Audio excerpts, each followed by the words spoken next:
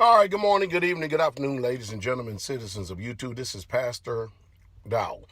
A few things I want to discuss here just for the moment in time. I parked the car just so I could actually have this intelligent dialogue with those who get it. I understand that everybody don't get it, okay? And I understand that people believe that their opinion is facts. However, your opinion is not facts, no more than mine is. And I'm gonna tell you right now that what I'm going to be speaking about is a very controversial subject in the Bible. That many people have a lot of negative emotion about, and yet and still is something that people practice and do on a daily basis. I just got finished speaking to my good friend, brother, and pastor friend, Pastor Joe Fox. And he was, going over the idea with me again about that someone contacted him and let them know how offended they are because Pastor Dowell preaches and teaches that polygyny, they use the term polygamy, as a lawful biblical lifestyle. And they're upset, highly upset. Now, before I get started on this subject for a second, I want to go ahead and lay something out here. Listen, if I have said it once, I've said it 1,000 times on YouTube, AM radio stations, Patreon, Facebook, and I've even been in a debate. I've said that if people have, and I need for you to really truly listen to me here for a second, okay? If people really truly believe that they are so right about what they believe about this subject of what they call polygamy, which I don't believe it's a very good term. I believe polygyny is the proper term. Then have your pastor, your preacher, your teacher, your college professor call me, and we will set up an intelligent, civil dialogue and debate. We'll get a professional moderator, and we'll invite you to come. And if it's someone that is really a high-level scholar, I have a friend of mine that'll be more than willing. I'll step aside and let him do it. Let him do the debate. His name is Dr. William Luck. Now, Dr. William Luck doesn't participate in the lifestyle of polygyny, but yet he is an authority on the subject. I'm going to lay a few facts out here for you, but I have a few more things I need to say before I lay them out here.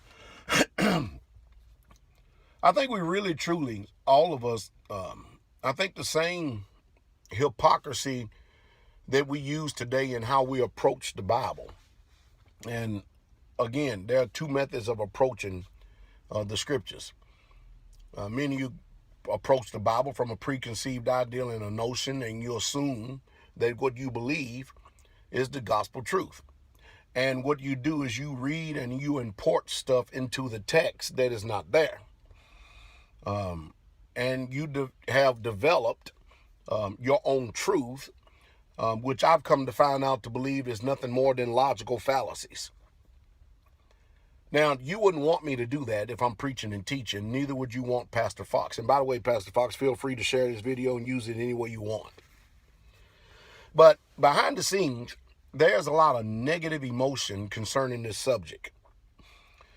And no amount of truth that I present, no amount of truth that Pastor Joe Fox or anybody else present, and let me say this, Pastor Joe Fox does not participate in that lifestyle.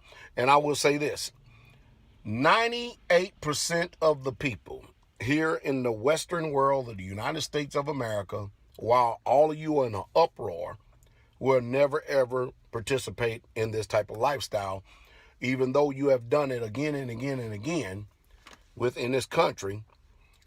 People have practiced serial polygamy. Now, that is the proper definition for that. Polygamy means that a man or a woman has more than one spouse. That's what that means. Polygyny, which is the patriarchal part of the scriptures, mean that a man can have more than one wife. And he doesn't ask permission from you, the state, or the government if it's lawful or not. He just lives the lifestyle. Polyandry is where a woman has more than one husband. And that is totally against what the Bible says. Also, people are concerned about why come I have lost some passion and fire lately in the ministry. I told you I haven't. I said I'm making a shift now. I've done presented myself in a certain dynamic the way I needed to for a while in order to get rid of a lot of negative emotions and a lot of dead weight. And now we can move on with those who are educated and those who function more after truth rather than feelings and emotions. And as the old saying goes, we may be all entitled to our own opinion, but we're not entitled to our own truth. The reason why people, I personally think, have such a negative connotation against the subject of biblical polygyny is this. We live in a world, especially here in the United States of America, where this is a matriarchal society, meaning that the woman is ruling.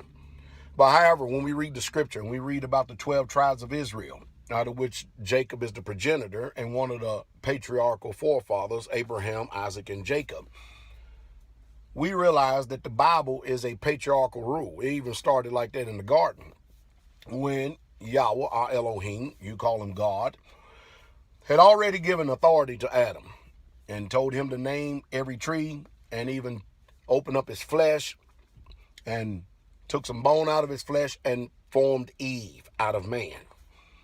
And he told and gave the instructions to Adam as well as Eve that this man is going to rule over you. Adam said, I'm going to call her woman, for she came out of man. And Bible says that God said to Eve that you shall be subject to your husband and he will rule over you, period. So there's your patriarchal order. So the truth is, when people have a lot of negative emotion towards this subject right here, first and foremost is the attack upon the authority of the scripture or patriarchal rule. That is first and foremost. And so they attack polygyny, okay? Second of all, the problem is this. The problem is that people believe that God is going to change his whole program simply because the book comes from an Eastern culture and perspective. Now we live in the West and we think that God needs to improve on his program. The cold hard facts is this. One of the most avoided chapters in all the scriptures is Exodus, the 21st chapter. For those of you that are Hebrew Israelites, is Shemot, the 21st chapter. One of the most avoided because it clearly lays out the order of things. And it tells you clearly what Yah's opinion. Now, when I say this, you think about this for a moment. That is one chapter right after God just got finished giving the commandments to the Israelites. And he spoke from Mount Sinai, and they saw the smoke and the thunder. Keep that in mind. The very next chapter, he deals with order, the unity of marriage. Now, I'm going to tell the truth and shame the devil, and I'm going to state facts. If you love the Bible, then no doubt you have to love the Psalms, you have to love the Proverbs, and you have to love the Torah or the law, meaning Genesis, Exodus, Leviticus, Numbers, and Deuteronomy. Bereshit, Shemot, Vayikra, and Davarim, and Bamidbar. You're gonna have to love those books. The one thing that you may fail to realize when you say that you love the Bible is that the Bible was mostly written by those who were polygynists. Polygyny is a Greek term for the Hebrew term of saying a man can have more than one wife or multiple wives. Let's look at this concrete facts right here. Did Abraham have more than one wife? Yes, he did. Abraham not only had more than one wife, but he had concubines. Did Jacob have more than one wife? Yes, he did. He had 4 of them. And out of it come the 12 tribes of Israel. Did Moses have more than one wife, the custodian of the law? Yes, he had 3 of them. Did David have more than one wife? Not only that, David total had about 8 total combined wives and concubines, 18 consorts. Solomon, 700 something. Well, we know what happened with that. The bottom line is no matter how hard people try to fight against it, they can't. And so many people go run to the New Testament and get under the illusion and the delusion of translation, not knowing what the word means, or the word one, meaning Mia. All right, we're at the 10-minute mark right here. And later on, I'll add part 2 to this. And I hope that this some way, somehow bring some type of edification, exhortation, and comfort as we try to educate you in this subject. And hope that you allow truth speak greater than your offense. Okay, I'm back here just a moment to still continue on with part 2 of biblical polygyny. Is it lawful? You know, I'm finding it hard to find words to kind of comprehend the reason why people hate this particular lifestyle so much. I understand. I get it. I get the fears. I get things that people think and believe. I really, truly do. But my question to you is why do you not have an outcry against all this fornication or all this illicit sex that's going on and these people having children outside of wedlock and all this so-called dating stuff? Because none of this stuff is biblical. It's not in the Bible. But anyway, I just thought I'd throw that out there. But I don't understand why this society here is so troubled by it. But let's go and deal with facts and not opinions, okay? The majority of the patriarchs in the Hebrew community, Hebrew Israelite community, and I'm talking about Abraham, Isaac, and Jacob. If you believe the Bible, then guess what? You're going to see them in the kingdom. They were all polygynous, and they all had more than one wife, with the exception of a few, like Isaac and stuff. So what people do is whenever they can't find anything biblically against it, they continue to keep their personal opinion and assertions, or I call logical fallacies. What people try to do is try to call it sin without saying it's sin. Because we all know, according to 1 John 3 and 4, that sin is the transgression of the law. So all we have to do is go to the law.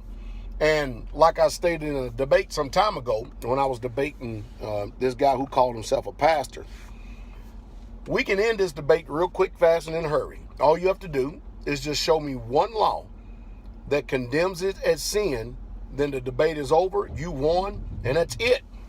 But 4 hours later, I still waited to hear it, and I didn't hear it, never did hear it. And I often ask people who send me private messages, and Pastor Fox asking them the same thing.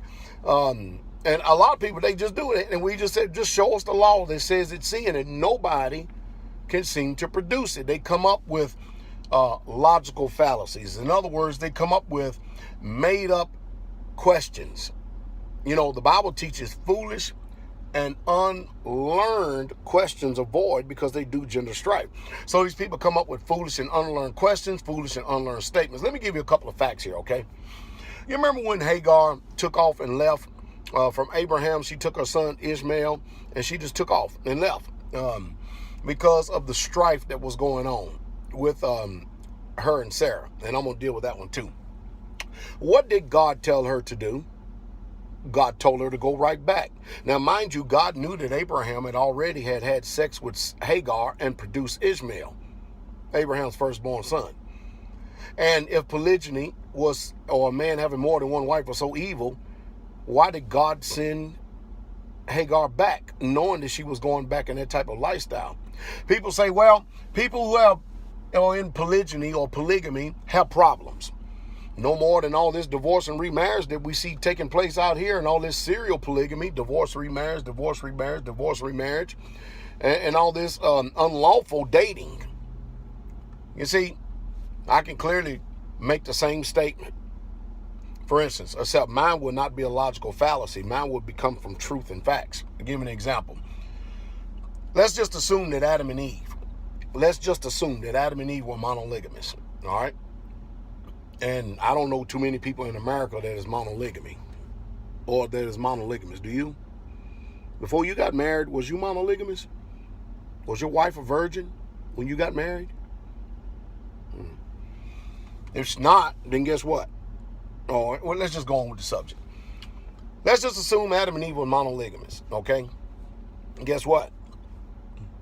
The first sin that came into the world came by a monogamous couple. The first death that came into this world came by a monogamous couple, meaning murder. That's what they produced. The first bitterness, hatred, strife. Matter of fact, sin actually entered into the world through monogamy. I understand that people may get irritated and upset because I'm bringing forth these facts. Let me give you another example, okay? As painful as it is, and the reality of it is this. Moses, in Numbers 12, took an Ethiopian woman, a Cushite woman, for a wife. And Moses' older brother Aaron and his sister murmured against him because he had took the Ethiopian. And mind you, he was already married to Zipporah. But watch this. The Most High came down and called them three up to the door of the tabernacle in Numbers 12. Go read it for yourself in context.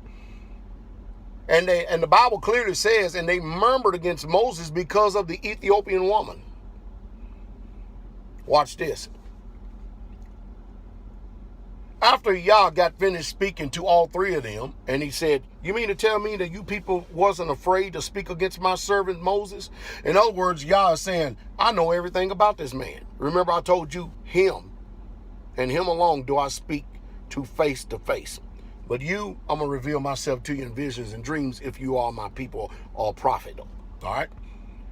So Yah departed, and guess what he did?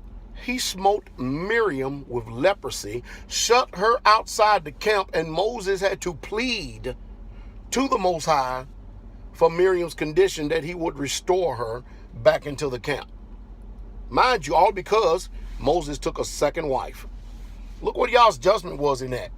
In other words, you murmur against Yah's men, called men, whether you believe they are or not, you in some serious trouble, some very serious trouble. No wonder you probably have calamity, strife in your lives, because you're probably murmuring against something that you shouldn't be touching.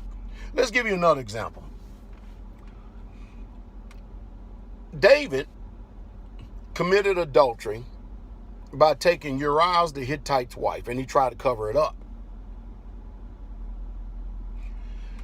He didn't cover it up. He may have covered it up for a time, but Yah, through the Most High, the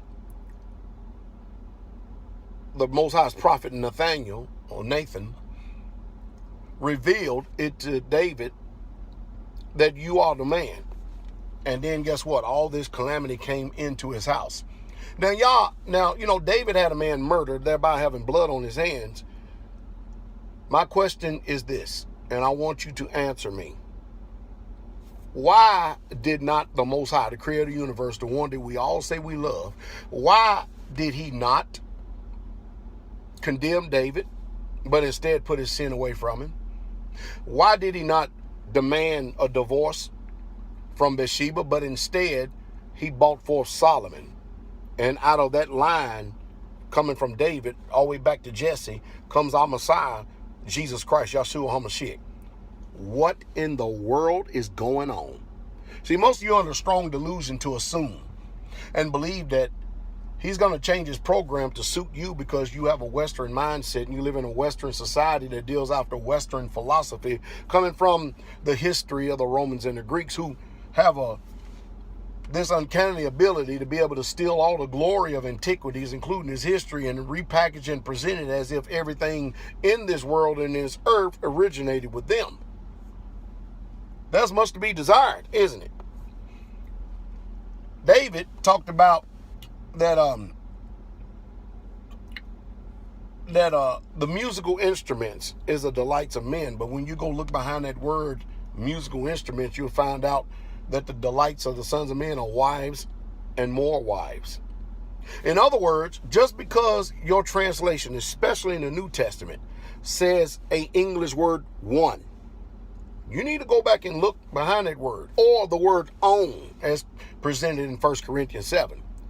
Go look behind that English word that's presented to you and see what the original says. You're going to have problems. You're going to have some serious problems, because you're going to find out that surely the penmanship of the scribes are in vain. In other words, people have translated this Bible the way that they wanted it to be translated based on the society we live in. And many of you don't have any idea of the connection between the Old and the New Testament, because the books of the Apocrypha that breached and it bridged together the Old from Malachi to the actual, check this out, to the actual New Testament has been taken away from us. Who did that? Because it's in the original 1611 King James Version of the Bible. See, you have been gamed and you have been toyed with, some way, shape, fashion, or form.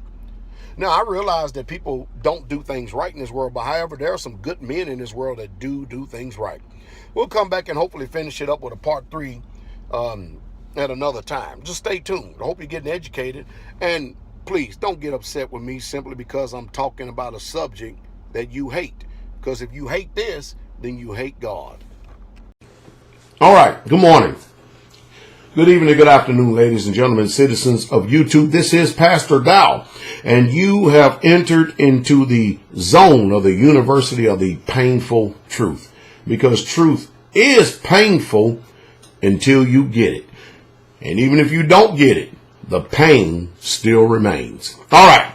So while I was out today, I started a series called Is Polygamy Lawful According to the Bible? And of course, if you've heard the videos, you know that I don't believe in the term polygamy because it states something that the Bible doesn't state. If you're going to use the Greek word, which will be more concrete, it would be polygyny, all right, which I've already defined, and I'm not going to go back into that right now. I thought I would end this series with this particular way, all right?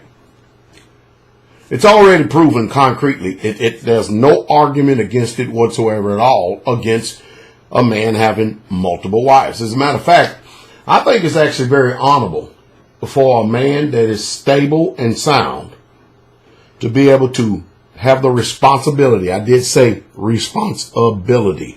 And let me say it again, responsibility. And to be able to take on the responsibility to where some men who could not bear the responsibility. And you know what?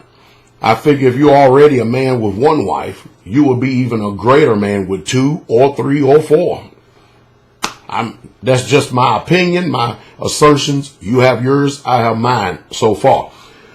I think it would even make him a greater man, and I would think that more than anything, looking into this, that for the first time in the history of mankind in this generation, it would cause our sisters to truly be sisters because they would have to love each other. They would have to deal with each other. They would actually have to all have the same goals, which is to make sure that they support that patriarchal man and be the best helpmeet and make sure that his heart safely trusts in them. I know the way I'm speaking today is totally contrary to religion. It's totally contrary to popular belief, but that's totally irrelevant to what we're speaking about today. So let's go ahead and end this video on this notion right here, okay? Instead of me continually keep over and over again giving concrete facts about the legitimacy of polygyny, we know that Jesus said that don't you even think that I come to destroy, to abrogate the law or the prophets. I came not to destroy, but to fulfill. So we realize that he didn't in any way, shape, fashion, or form come to change anything that Moses had written. All right. So my question is this. Those of you that dissent and those of you that oppose this truth, now it's your turn. Find me one scripture in the law that says and states, even implies that a man cannot have more than one wife. If you can do that, this subject is laid to rest. The game is literally over. If you can do that. Because we know, according to 1 John 3:4, that sin is the transgression of the law. That's what it says. And we know, according to Psalms 119, 142, thy righteousness is an everlasting righteousness, and thy law is the truth. So, with all these quotations that we're receiving in reference to the law, and we know how just, holy, true, and righteous that it is, would not the law be clear as to a condemnation? If it was sin, if it was something morally reprehensible, would it not show us the condemnation? Personally, myself, I think that a man or a woman that chooses to go around and jump from, for instance, a man that chooses to jump around from woman to woman to woman to woman would be classified as a whoremonger. And a woman that would jump around from man to man to man to man would be classified as a whore. Both of which the law says death should come up on them. As a matter of fact, adultery is also defined based on the status of the woman and never the status of the man. Boy, I just said a mouthful right there. Matter of fact, I think it probably went right over their heads. Whew! If you can slow down enough, check that one out. Because I just said a mouthful right there. I'll say it one more time. Adultery is only defined based on the status of a woman and not the status of a man. Whew. There may be too much fire coming right here. Mind you, you're dealing with the pastor of truth right here. I love truth. I don't care what that truth is. My personal opinion is totally irrelevant because, after all, my mind, according to that book, tells me I can't be conformed to this world. And this world has a certain image. But I have to be transformed as my mind is renewed. And my mind had to be transformed into the renewing of this way, this beautiful way. And I love it. I can't understand why people fight against it and put their opinion and their feelings and emotions in it so bad. But you need to find the condemnation. And I said, notice, in the law. Because if I go over there again and try to tell you in the New Testament to start looking behind these words, you're not going to do it. You're just going to take your opinion. And what you're doing is becoming a judge of the law. And when you become a judge of the law, you become a judge of the lawgiver. And you had better be careful of the ground that you're walking on, because the ground beneath your feet is just about to give way when you become so arrogant and so presumptuous to think you can even judge the Most High Yah. You know, I read in the scriptures over and over again, I can't find in one place the law or the prophets where Yahweh, God, ever even condemned it. Anywhere, shape, fashion, or form. I mean, after all, if it was sin, and notice that the Most High made no apologies whatsoever at all by making his will known to his patriarchs, Abraham, Isaac, Jacob, Moses, to the prophets, Hezekiah, Yeshayahu, Jeremiah. Oh, I mean, you can go on and on and on and on and on.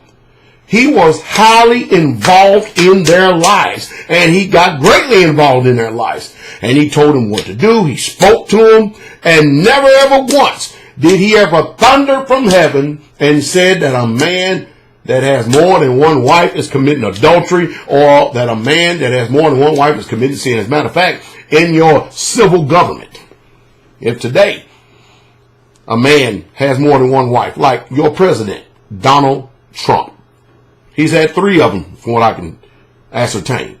Divorce, remarriage, divorce, remarriage. Oh, I know it's okay as long as you do things according to the way that the state says. You see, if you're divorced and then you get remarried, then you're really truly not married, then are you? See, what I'm getting to is this. The truth is, divorce is a total severance of the marriage contractual agreement. And the woman, according to Deuteronomy 24, verse 1, she is free to go out and marry to whom she will, only in the Most High Yah. The ideal of divorce is to be able to protect the reputation of the woman so that she wasn't go around in Israel as some type of woman who had to sell herself to whoredoms in order to make a living, because she didn't have the option of going to Walmart and applying for a job, or going to Apple and applying for a job, or going to Sam's Club or applying for a job, or to work at your local Shoney's, Denny, IHOP, and Longhorn Steakhouse. They just didn't have those in their days. If they was poor, they had to glean the fields, the edges of it, and it was up to the responsibility of the Israelites to make sure that the poor had something to eat.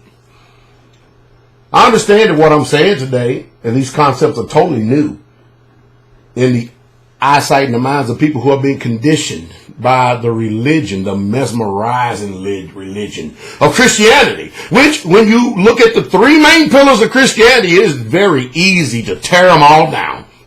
I'll give it to you, for instance. Did you know, in fact, that the 3 main pillars of Christianity, pagan Christianity, like I like to call it, is all lies in nature, every single one of them, and it can easily prove them? For instance, where is the law that tells us to celebrate Christmas?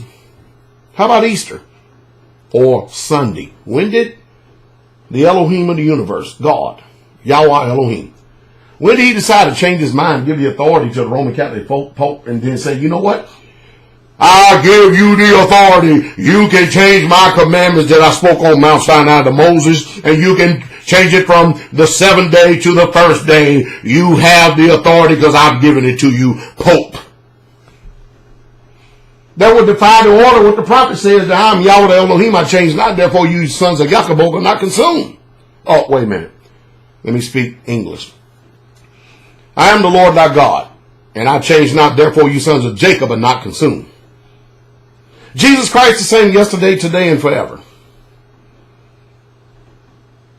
I will not alter or change anything that has gone out of my lips. Do you know who that is? Again, there's a lot of people that have a lot of visceral attitude. That means emotion against this godly lifestyle. I dare you or your pastors, your theological professors, every single one of them, find me one law, just one law, that clearly states that a man cannot have more than one wife. But however, if you would just go read Exodus 21, Deuteronomy 21, you'll find it for yourself.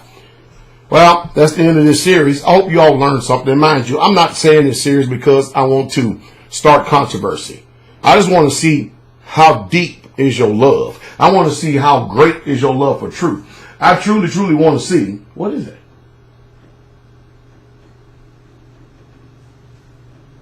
There's something in the road up there.